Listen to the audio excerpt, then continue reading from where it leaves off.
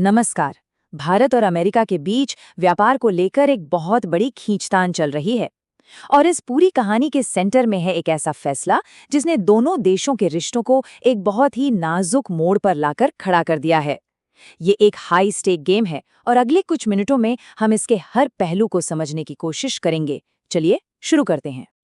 50%। जी हाँ, 50%। बस एक ये नंबर है जो इस पूरे विवाद की जड़ है। भारतीय एक्सपोर्ट्स पर अमेरिका का नया टैरिफ। ये आंकड़ा इतना बड़ा है कि इसने ट्रेड की दुनिया में जैसे एक भूचाल ला दिया है।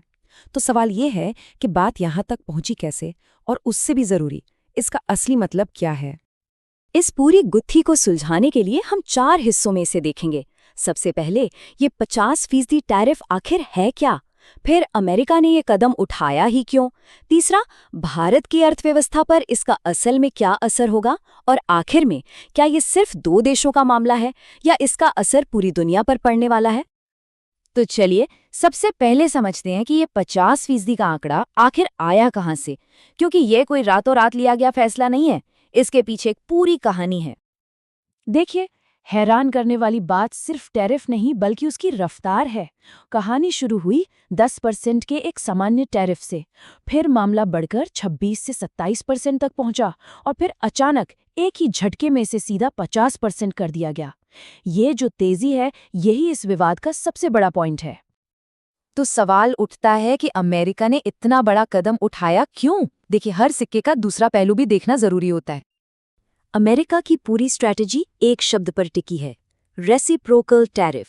इसका सिद्धांत बहुत सीधा है, जैसे को तैसा। मतलब अगर कोई देश अमेरिकी सामान पर ज्यादा टैक्स लगाएगा तो अमेरिका भी पलटकर उस देश के सामान पर उतना ही टैक्स लगा देगा। और भारत के मामले में अमेरिका ने 2 बड़ी वजहें सामने रखी हैं। एक तो है पुरानी शिकायत कि भारत अमेरिकी गाड़ियों और खेती से जुड़े प्रोडक्ट्स पर बहुत ज़्यादा टैरिफ लगाता आया है, और दूसरी वजह वो नई और ज़्यादा संवेदनशील है, भारत का रूस से बड़ी मात्रा में तेल खरीदना। और भारत की प्रतिक्रिया क्या थी? बिल्कुल सीधी और दो टोक। भारत ने इन टैरिफ्स को अनुचित और अन्यायपूर्ण कहा, जिससे दोनों देशों के बीच का तनाव खुलकर दुनिया के सामने आ गया।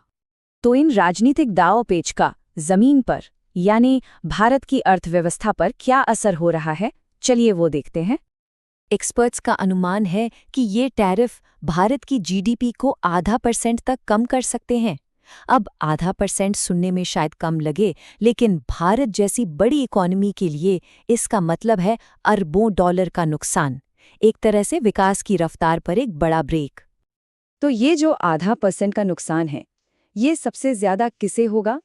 निशाना सीधा उन उद्योगों पर है जिनकी अमेरिकी बाजार पर बहुत ज्यादा निर्भरता है, जैसे कि कपड़ा उद्योग, रत्न और आभूषण, ऑटो पार्ट्स और समुद्री भोजन। इन सेक्टर्स के लिए ये एक बहुत बड़ा झटका है। लेकिन ये कहानी सिर्फ आंकड़ों और उद्योगों की नहीं है, ये लोगों की भी है। इन सेक्टर्स में काम करने वाले लाखों लोगों की नौकरियां दांव पर हैं, और सबसे ज्यादा खतरा उन छोटे एक्सपोर्टर्स के लिए है जिनके पास शायद इस तूफान का सामना करने की ताकत ना हो। लेकिन क्या तस्वीर पूरी तरह से निराशाजनक है? शायद नहीं।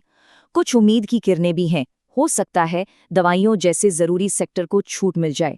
भारत की अपनी घरेलू मांग भी एक बहुत बड़ा सहारा है, और क्या पता भारतीय एक्सपोर्टर्स इस संकट को अवसर में बदलकर अमेरिका से परे नए बाजार तलाश लें। आखिर में चलिए इस तस्वीर को थोड़ा और बड़ा करके देखते हैं, क्योंकि ये लड़ाई सिर्फ दिल्ली और वॉशिंगटन के बीच नहीं है, इसकी लहरें पूरी दुनिया में महसूस की जा रही हैं। ये एक फैसले से शुरू हुआ एक चेन रिएक्शन जैसा है। सबसे पहले डिप्लोमैटिक तनाव बढ़ता है, फिर दुनिया भर की सप्लाई चेन में उथल-पुथल मच जाती है, और अंत में ये भारत पर भी अपनी व्यापारिक नीतियों को नए सिरे से सोचने का दबाव डालता है। तो हम एक बड़े सवाल पर आकर खड़े हो जाते हैं। ये जो व्यापारिक टकराव है, क्या ये सिर्फ एक आर्थिक विवाद है या ये ग्लोबल पावर बैलेंस में एक बड़े बदलाव का संकेत है? क्या ये टकराव नए गठबंधन बनाएगा या फिर पुराने रिश्तों को हमेशा के लिए तोड़ देगा? इसका जवाब ही आने वाले समय में ग्लोबल पॉलिटिक्स की दिशा तय करेगा।